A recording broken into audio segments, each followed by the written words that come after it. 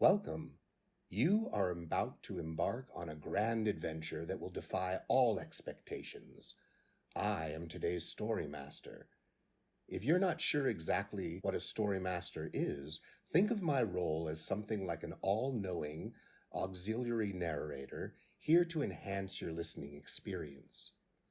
Although we have a wonderful cast of voice actors and voiced actresses who have provided their talents for the character dialogue in each chapter, as the story master, I will be the one to read aloud anything that is a visual or an action sequence. For example, I will be the one to let you know if Takemake ran really fast, or if Takemake punched him in the face. You are about to enter a bizarre yet enchanting world of mysteries and secrets abound. We're so glad you are here, and welcome back to the world of Takemake.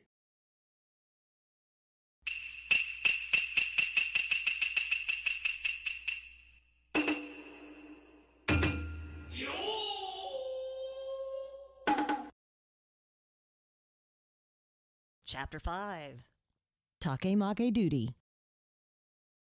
Takemake Training Academy. The bell rings out from Campanile as Basu and Sahakura run through the corridors. Sahakura and Basu hurry through the front gates of the Training Academy campus.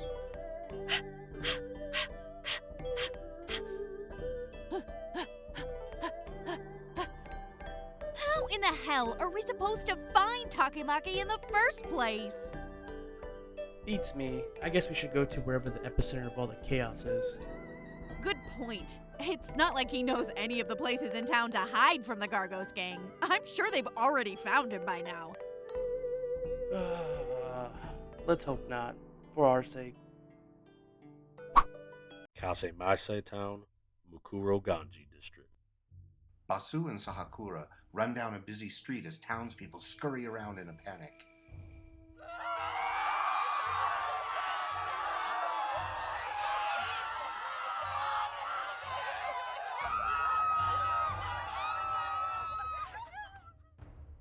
Gargos men continue to bust out windows and knock down people on the street.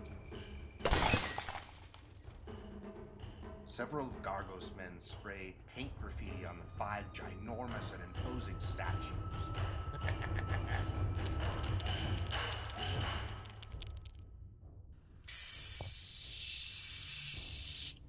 A couple of Gargos men destroy market stands with steel clubs. All of this destruction just to hunt down Takemake? The Gargos gang are a bunch of meatheads who default to violence and destruction when opposed. Basu and Sahakura continue to run down the busy street at full speed. Takemake Town, Market Street. The Gargos gang encircles Basu and Sahakura while brandishing weapons. Oh, good grief. Basu and Sahakura stop in their tracks before scanning the vicinity.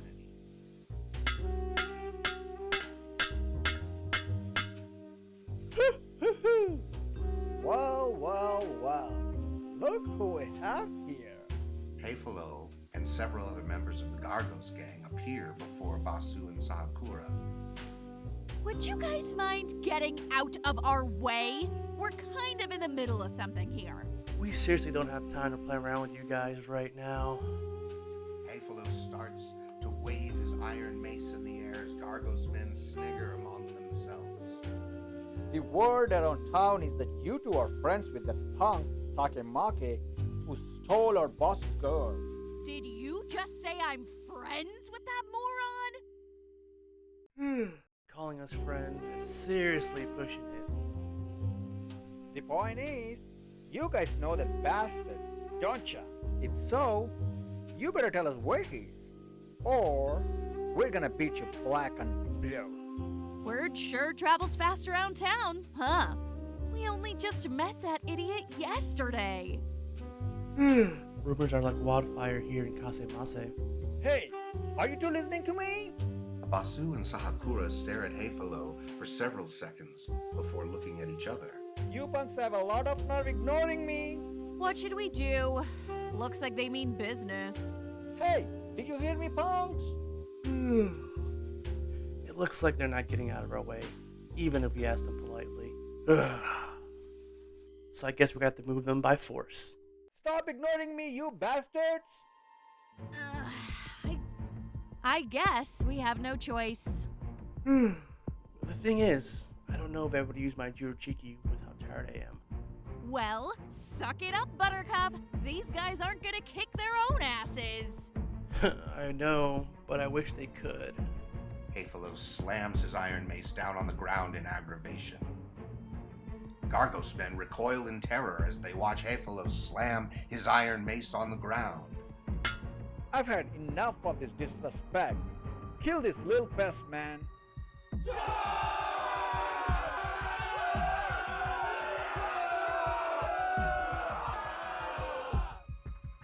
If you want that idiot teammate of mine, you'll have to go through me first. Several of Gargos' men leap into action while swinging chains and flails at Sahakura and Basu.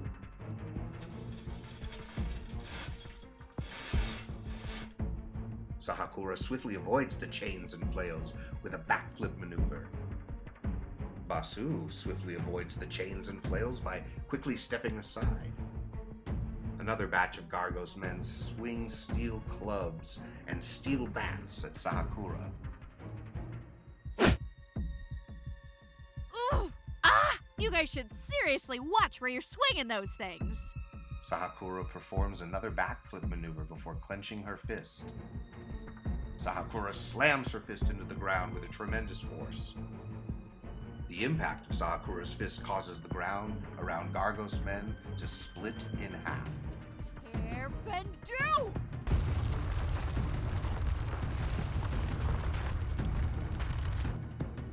Moments later, several of Gargos' men fall into the hole.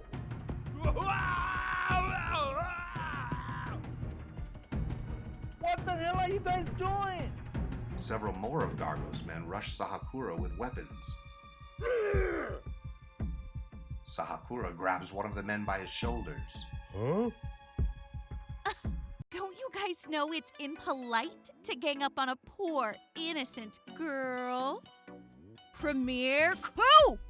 Sahakura kicks the man directly in the middle of his chest, causing him to crash into 10 of Gargos' other men like a bowling ball.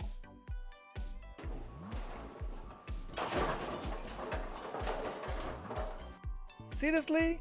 Can't you guys handle a single schoolgirl with a bad attitude? A group of Gargos men ambush Basu with steel bats before swinging at him. Simultaneously, Basu jumps back several feet away from the group of men. You know how hard it is fighting sleep and dealing with you guys? Basu examines the group of men before noticing the sun shining down on them. The sunlight casts a shadow on each of Gargos' men. Great. Now all I need is... Basu noticed a detached steel striking head beside him. Perfect. Basul punts the steel striking head toward the ground.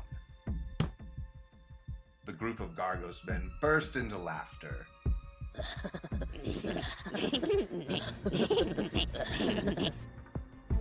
Suddenly, the steel striking head starts to bounce off the ground rapidly.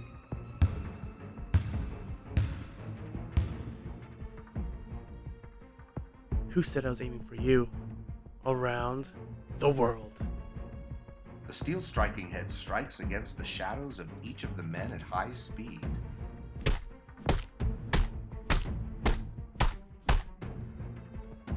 The group of Gargos men suffer the impact of their shadows being hit. The group of Gargos men are subsequently rendered unconscious. Eh? So tired.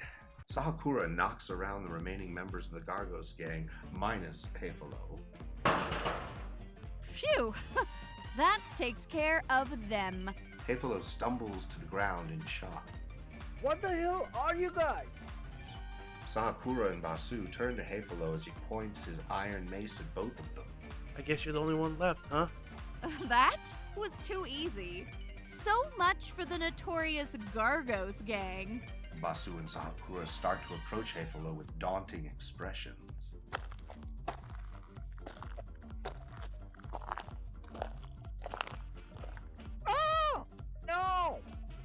on me, you punks! Heifolo swings his iron mace at Basu and Sahakura with tremendous force. You little monsters!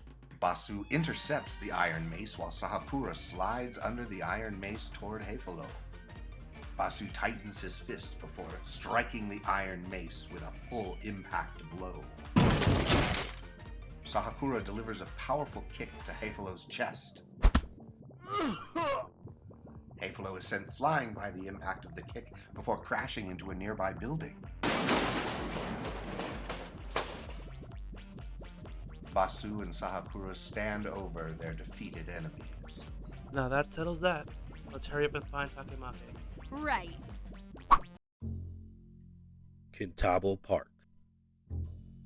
Gargos and his men continue to surround Takemake. Gargos looks down at Takemake with immense derision. No one steals my girl and gets away with it. Don't play dumb with us, little punk. We know all about your whirlwind romance with Coco. Takemake tosses his apple core in a nearby trash can. Come again? Are you talking to me? Coco? Who? Oh, the girl from the salon. Oh, what do you mean I stole her from you? Gargos stomps his foot on the ground, causing the ground to shake. Takemake takes another apple from his pocket before taking a bite of it. A whirlwind romance with Coco? I have no idea what you're talking about. Gargos stands imposingly and intimidatingly over Takemake. First you steal away my girl and then you don't have the balls to fess up to it. I'm really gonna clobber you, you little pipsqueak. Takemake looks around at Gargos' men, and then Gargos himself. Oh, you must be that gang leader that Coco went on a date with. She told us about that the other day when we visited the salon. A boyfriend?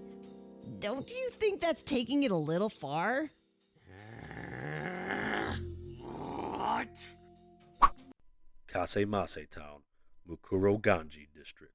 Sahakura and Basu continue to run down the street while scouring for Takemake. Suddenly, the sweet aroma of coffee wafts into Basu and Sahakura's noses. That smell. White macadamia coffee? Sahakura and Basu turn around to see Kusai sipping a cup of coffee outside a cafe.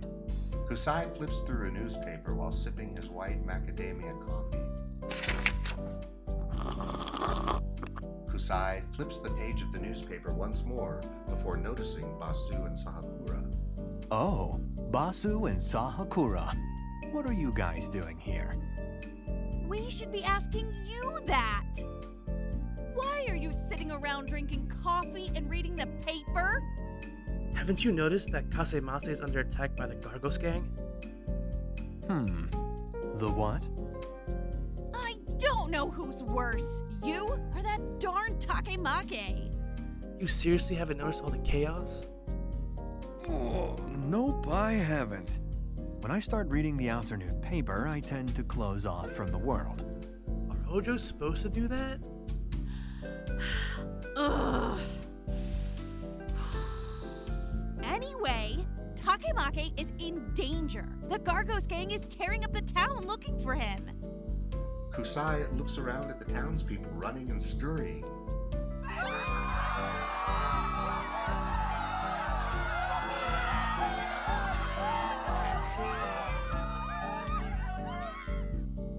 Wow, I never noticed how crazy it was around here. Seriously?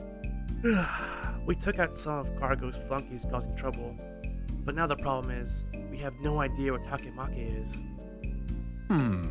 I wonder where he could be. Several of Gargos' men race past Sahakura, Basu, and Kusai while yelling to each other. Kusai, Sahakura, and Basu overhear their conversation. Did you hear the boss found some weird guy at Kintabo Park? Well, that was easy. Let's head to Kintabo Park then. Kintabo Park. Takemake stands up from the bench before tossing another apple core in the trash can. Well, it's getting kind of late. I think I'm gonna head back to the academy now. Where do you think you're going, punk? Takemake attempts to maneuver past him before another blocks his way. Gargos looks down at Takemake with a ferocious expression. Takemake steps away from the two men blocking his path. Takemake stands in front of Gargos. Are you challenging me to a fight or something?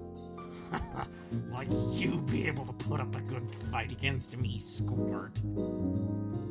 Who's to say? Your attitude really bugs me, punk. Fine. I challenge you to an all-out brawl for my darling Coco's precious heart. Challenge accepted. Challenge accepted. Takemake versus Gargo.